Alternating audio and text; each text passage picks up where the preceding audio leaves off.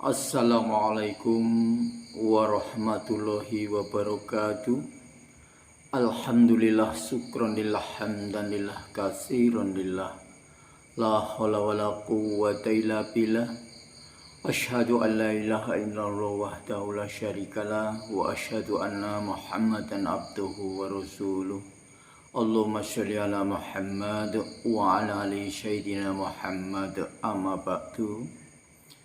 Bertemu kembali dengan saya Mbah Burhan untuk menjawab sebuah pertanyaan dari ikhwan kita yang tidak mau disebut namanya.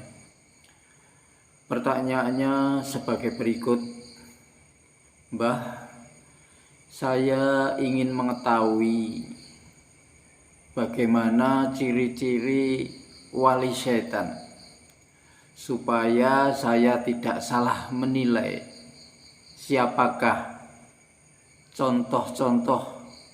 siapakah sebenarnya wali setan itu. Terima kasih untuk menjawab sebuah pertanyaan. Sebenarnya wali setan itu siapa? Jadi kita kenal biasanya waliullah, tapi ini adalah wali setan. Sebutan wali setan yang telah disebutkan oleh seseorang, yaitu tuduhan terhadap seseorang bahwa Sunan Kalijogo ini adalah wali setan, juga para wali ini adalah dianggap dongeng. Ini benar-benar sebuah tuduhan yang sangat keji dan tidak pantas yang diucapkan oleh seorang muslim. Nah, ini Mbah Burhan mau mencoba sebenarnya siapakah wali setan. Kita tahu bahwa setan ini punya misi untuk menyesatkan manusia. Berbagai upaya, berbagai tipu daya, baik itu melalui kebaikan maupun melalui kejelekan. Ini setan berusaha. Baiklah, untuk mengetahui hal ini nanti akan diungkap beberapa cerita agar kita tahu siapa sebenarnya wali setan itu. Perlu diketahui bahwa ada 3 kelompok wali setan. Kita tahu bahwa para wali punya karomah, yaitu kesaktian dari Allah SWT. Para nabi punya mukjizat, yaitu sesuatu yang luar biasa yang diberikan oleh Allah Ta'ala. Begitu juga wali setan ini punya kesaktian. 1, kesaktian ini bersumber dari kekuatan rohani. Ini kelompok wali setan yang mempunyai kelebihan, sumber kekuatannya adalah dari kekuatan rohani. Yang kedua, yaitu sumber kekuatannya, kesaktiannya ini dari akal dan pikiran. Kemudian yang ketiga, kelompok wali setan yang mempunyai kekuatan sumbernya dari fisik yang kelihatan. Baiklah, untuk memberikan contoh wali setan yang mempunyai kekuatan sumbernya dari kekuatan rohani, ini ada sebuah cerita, dan cerita ini adalah tidak fiktif, adalah sebenarnya ada seseorang yang menimba ilmu agama melalui pondok pesantren. Kemampuan agama sudah lumayan, dalil-dalil tahu, kemudian amalan juga sudah lumayan, pengetahuannya luas. Hanya saja karena terpikat dengan keindahan dunia, kemewahan dunia, maka dia melakukan kegiatan spiritual di sebuah tempat yang dianggap keramat. Melakukan puasa, wirid, kemudian mendapatkan bisikan gaib. Kamu akan mulia, akan mempunyai nama, akan mempunyai keagungan apabila kamu melakukan syarat-syarat tertentu.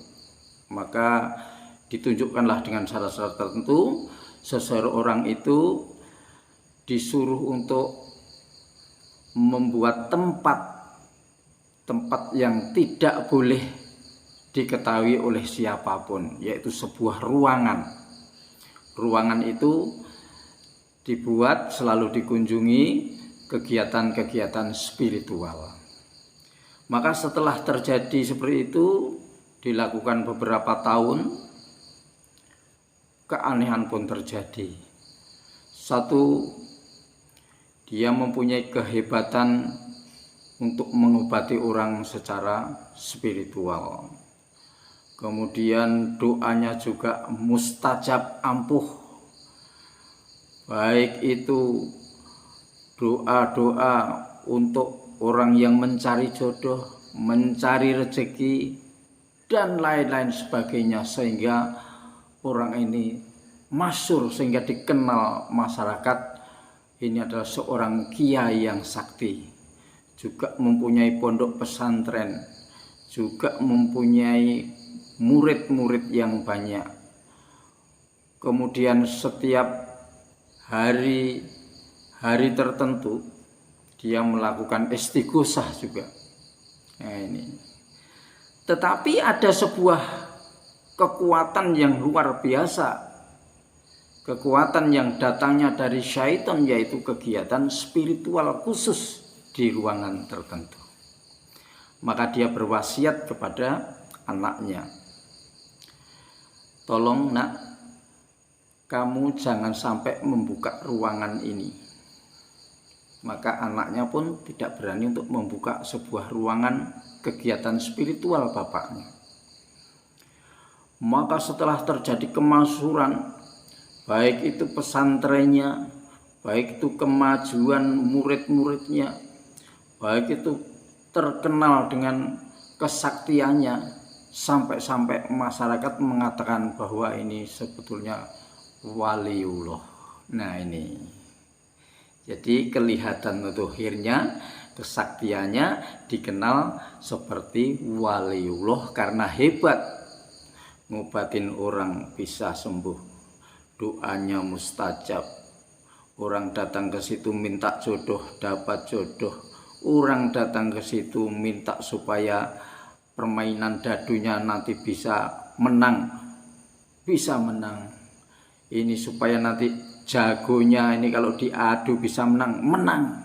Ini hebat, sehingga masyarakat mengetahui bahwa ini adalah waliullah. Ternyata setelah mau meninggal, ini mengalami kesulitan yang luar biasa. Sangat kesulitan. Dia meninggalnya sangat kesulitan, susah, sakit lama dan sebagainya, pokoknya susah sekali. Maka setelah meninggal, baru anaknya melihat tempat pemujaan atau tempat kegiatan spiritual bapaknya. Setelah dilihat apa yang ada di dalam ruangan itu, yaitu sebuah kamar mandi, tempat buang hajat, kemudian di atasnya ditaruh Al-Quran. Inilah perjanjian dengan syaitan, maka mempunyai kehebatan yang luar biasa.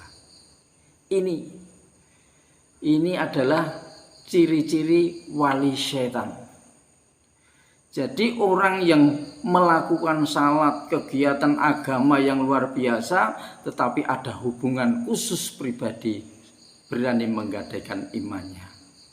Jadi orang awam secara dhahiriyah tidak tahu bahwa ini adalah wali setan yang menggunakan kesaktiannya dengan kekuatan rohaninya, dengan spiritual. Ini jadi kita jangan sampai salah menilai. Yang kedua, ini adalah wali setan yang menggunakan kekuatannya dengan akalnya. Contoh, beberapa tahun yang lalu di media sosial viral seorang ustadz yang mempunyai lembaga Al-Quran ini tersandung kasus banyak penipuan dengan dalih yaitu sedekah. Nah, ini contoh ini dengan akalnya yang sudah dirancang sedemikian matang dengan dalil yaitu sedekah, maka tidak akan bisa dituntut karena dengan ikhlas sedekah itu. Ini salah satu contoh. Kemudian ada lagi seorang yang menggunakan akalnya mendirikan sebuah lembaga, minta bantuan kepada pemerintah, dibangun sebuah gedung, sebuah lembaga, banyak santri, berapa santri perempuan yang sudah hamil. Ini. Kemudian ada seorang pejabat juga pandai agama, kemudian mendirikan sebuah lembaga, santri yang akan masuk dijadikan eksperimen. Ini salah satu contoh. Inilah wali-wali setan yang menggunakan akalnya, kesaktian akalnya untuk melampiaskan hawa nafsunya. Kemudian yang ketiga, yaitu kelompok wali setan yang menggunakan fisiknya. Artinya fisik adalah yang kelihatan. Contoh, kita pernah mendengar kasus-kasus besar di kepolisian seperti Verdi Sambo. Ini menggunakan akal dan fisiknya, jabatannya untuk berbuat sebuah kejahatan ditutupi dengan jabatannya. Ini adalah wali setan yang menggunakan kekuatan dengan fisiknya. Juga para pejabat yang menggunakan fisiknya dengan kesempatan untuk menghambur-hamburkan uang negara, tidak memikirkan rakyatnya. Ini juga wali setan. Nah, ini. Jadi wali setan ini sudah nampak dan jelas dari perilakunya. Dan nanti pada akhir hayatnya akan menemui sebuah kesengsaraan, tidak punya bekas. Berbeda dengan wali-waliullah. Para waliullah ini setelah meninggal ada jejak, yaitu tapae kuntul merayang, yaitu jejaknya masih ada sampai sekarang. Makamnya banyak dikunjungi orang. Ini sebuah cerita yang terjadi benar-benar di kehidupan dunia ini. Maka berbeda sekali wali setan dan waliullah itu sangat berbeda. Jadi wali-wali setan ini tidak ada bekasnya kecuali nama yang busuk di akhir hayatnya. Kalau waliullah namanya akan harum walaupun sudah meninggal, tapi namanya tetap harum. Ini kita bisa membedakan mana waliullah, mana wali setan. Jadi kalau ada orang mengatakan ini waliullah kok dituduh wali setan, ini benar-benar matanya buta. Yang buta itu bukan matanya, mata kepala itu bukan. Yang buta adalah mata hatinya. Mata hatinya buta, tidak bisa membedakan mana yang baik, mana yang buruk, mana yang benar dan mana yang salah. Nah, ini keterangan dari Mbah Burhan, mudah-mudahan bisa dipahami dan kita juga bisa mengenali kejadian-kejadian di sekitar kita. Dari sini banyak salah ucapan saya mohon maaf yang sebesar-besarnya. Wabillahi taufiq wal hidayah. Wassalamualaikum warahmatullahi wabarakatuh.